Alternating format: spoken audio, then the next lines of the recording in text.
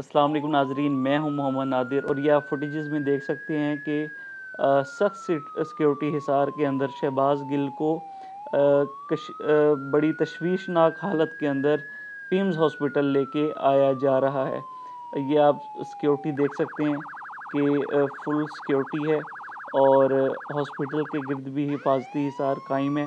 ये एम्बुलेंस जो गुजर रही है इसमें डॉक्टर शहबाज गिल ने, यहाँ पे पीटीआई के लोग भी काफ़ी तादाद में जमा हैं, जिनकी वजह से यहाँ पे पुलिस की भी भारी नफरी तलब की गई है।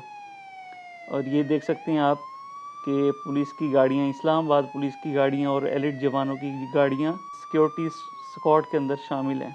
और ये आपको हम पिम्स हॉस्पिटल की रिसेप्शन दिखा रहे हैं, जहाँ से शहबाज गिल को पिम्स हॉस्पिटल के अंदर ले जाया गया।